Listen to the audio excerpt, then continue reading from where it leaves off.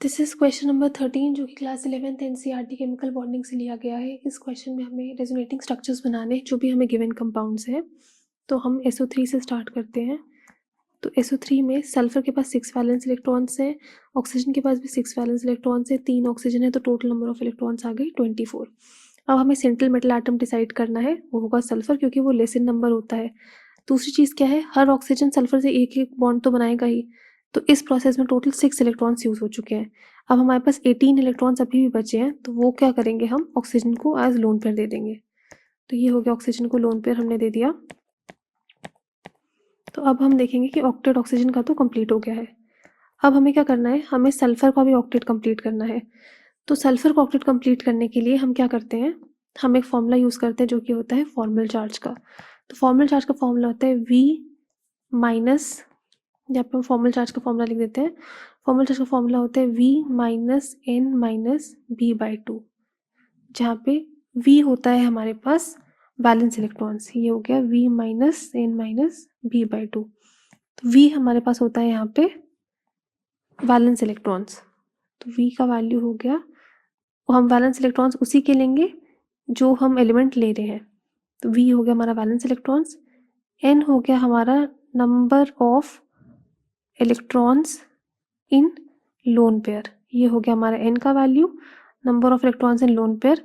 और B हो गया हमारा number of electrons in bonding.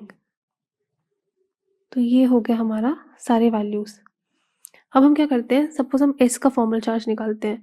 तो S का फॉर्मल चार्ज अगर हम निकालें तो वैलेंस इलेक्ट्रॉन 6 है, उसके पास कोई लोन पेयर नहीं है, और बॉन्डिंग में इलेक्ट्रॉन्स कितने यूज हो रहे हैं, 6। तो 6 माइनस ये आ गया वैल्यू +3। तो इसका मतलब क्या हुआ, सल्फर पे +3 चार्ज है। अब हम ऑक्सीजन पे निकाल लेते हैं। यहाँ पे हमें दिख गया कि सल्फर पे +3 चार्ज है। अब अगर हम ऑक्सीजन पे निकालें फॉर्मल चार्ज, तो ऑक्सीजन पे कितना आएगा, एक ऑक्सीजन पे वैलेंस इलेक्ट्रॉन 6 है, number of electrons in lone pair वो भी 6 है, और number of electrons in bonding वो है 2। तो यहाँ पे आ जाएगा -2/2। तो ये हमारे पास आ गया 6 -7। तो ऑक्सीजन पे आ गया -1। इसका मतलब सारे ऑक्सीजन पे कितना फॉर्मल चार्ज होगा, -1। अब हमें पता है कि सल्फर के पास +3 है, ऑक्सीजन के पास -1 है। तो हम क्या कर सकते हैं, हम सारे -1, हम इसका जो स्ट्रक्चर बना सकते हैं, हम क्या कर सकते हैं, जब हमें पता लगे कि सबके सारे ऑक्सीजन के पास चार्ज है, तो हम इसका चार्ज कंप्लीट न्यूट्रलाइज कर देते हैं मॉलिक्यूल को, और हम SO3 का ऐसे स्ट्रक्चर बना देते हैं। तो अब क्या होता है, कई जगहों पे एक डबल बॉन्ड फॉर्म कर देते हैं, और एक यहाँ पे O पे -1 है, सल्फर पे +1 है, ठीक है, और दूसरी सल्फर पे एक और +1 है क्योंकि टोटल सल्फर पे चार्ज कितना था, +3, और यहाँ पे O पे कितना है, -1।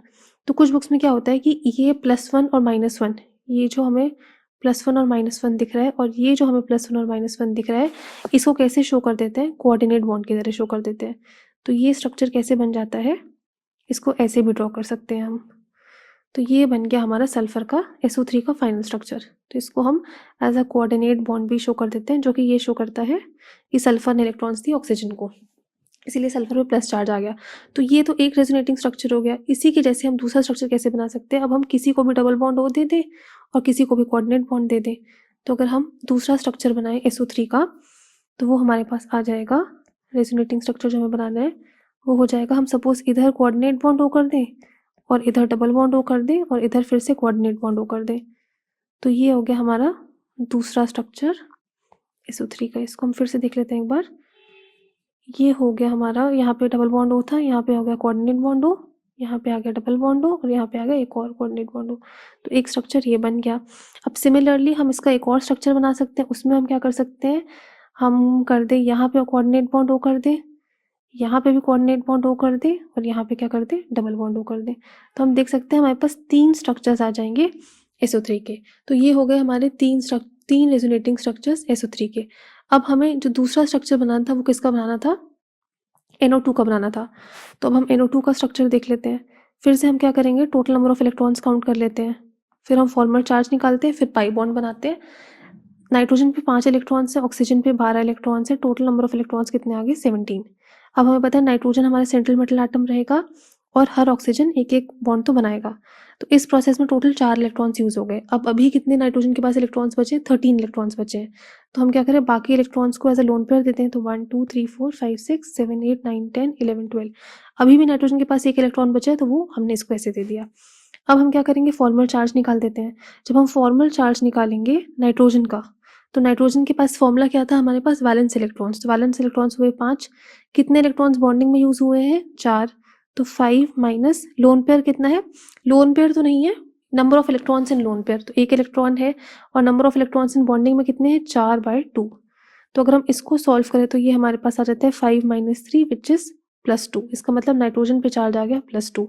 अब हम ऑक्सीजन का फॉर्मल चार्ज निकाल लेते हैं। ऑक्सीजन के वैलेंस इलेक्ट्रॉन 6, उसके पास लोन पेयर 6 और number of electrons involve in bonding is 2/2।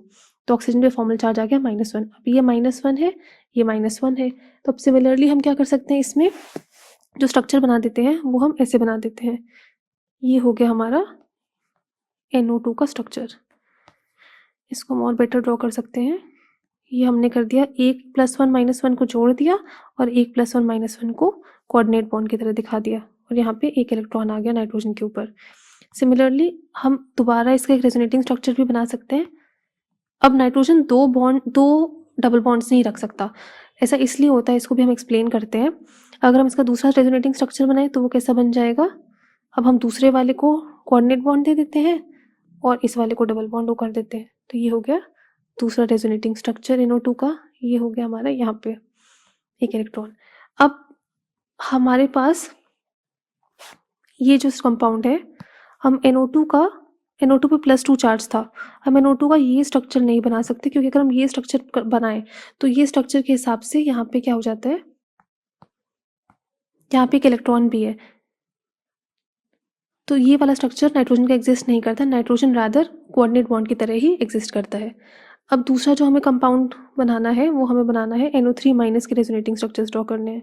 तो NO3- के रेजोनेटिंग स्ट्रक्चर्स के लिए हम क्या करें, फिर से वही प्रोसीजर लगाते हैं, total number of electrons count कर लेते हैं। तो ये हो गया NO3-, नाइट्रोजन पे 5 6 3 18 +1 19, ये हो गए 20 इलेक्ट्रॉन्स।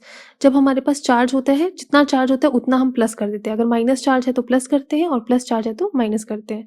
तो अब हम 20 इलेक्ट्रॉन्स को डिस्ट्रीब्यूट कर देते हैं।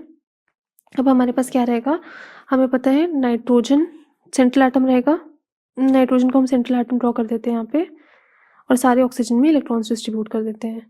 तो ये हो गया नाइट्रोजन, एक ऑक्सीजन और दूसरा ऑक्सीजन। इस प्रोसेस में 6 इलेक्ट्रॉन्स यूज हो चुके हैं। अब 20 - 6 अगर करें तो अभी भी 14 इलेक्ट्रॉन्स बाकी हैं। बाकी इलेक्ट्रॉन्स को हम लोन पर दे देते हैं, तो 1 2 3 4 5 6 7 8 9 10 11 12 13 14, ये हो गए हमारे पास ऑक्सीजन के इलेक्ट्रॉन्स। हम एक बार चेक कर लेते हैं, यहाँ पे आएगा नाइट्रोजन के 5 इलेक्ट्रॉन्स और ऑक्सीजन के 6 3 18 +1 19, 9 + 5 इज, सॉरी यहाँ पे नंबर ऑफ इलेक्ट्रॉन्स हमने गलत लिख दिए, 9 + 5 इज 23, ये आ गया यहाँ पे 9 + 5 इज 14, तो यहाँ पे आ गया 24। तो टोटल नंबर ऑफ इलेक्ट्रॉन्स जो यहाँ आएंगे वो आएंगे 9 5 14 24। तो अब 6 के बाद 7 8 9 10 11 12 13 14 15 16 17 18, 24 - 6 इज 18, तो बच्चे कुछ इलेक्ट्रॉन्स किसको मिल जाएंगे, ऑक्सीजन को मिल जाएंगे। अब फिर से अगर हम ऑक्सीजन का फॉर्मल चार्ज निकालेंगे तो हम देखेंगे ऑक्सीजन का फॉर्मल चार्ज सारे ऑक्सीजन का -1 आ रहा है, तो हम नाइट्रोजन का चेक कर लेते हैं। नाइट्रोजन का जब हम फॉर्मल चार्ज निकालते हैं तो नाइट्रोजन का फॉर्मल चार्ज आता है 5, जो कि उसके बैलेंस इलेक्ट्रॉन्स है।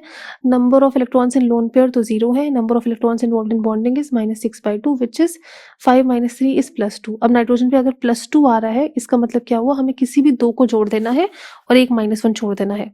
तो इसका जो स्ट्रक्चर आ जाएगा फाइनली, वो हमारे पास कैसा आ जाता है, एक कोऑर्डिनेट बॉन्ड बना देते हैं और हमें एक O पे माइनस चार्ज छोड़ देना है।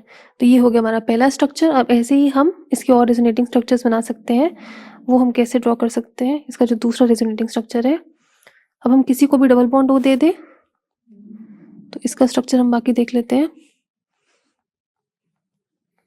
तो ये हो गया माइनस, ये हो गया लोन, यहाँ पे हम कर देते हैं, इसको कर देते हैं डबल बॉन्ड O और इसको कर देते हैं O-, और यहाँ पे हम कर देते हैं डबल बॉन्ड O इधर मिल चुका है, इधर कर देते हैं डबल बॉन्ड O, इधर कर देते हैं O पे ये, और यहाँ पे कर देते हैं O पे माइनस।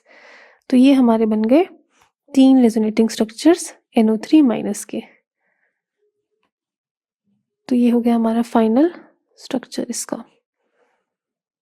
और O पे माइनस आना भी चाहिए था क्योंकि जो हमें क्वेश्चन में कंपाउंड दिया उस पर भी ऑलरेडी माइनस दिया हुआ है। तो ये हो गया हमारे 3 रेजोनेटिंग स्ट्रक्चर्स NO3- के।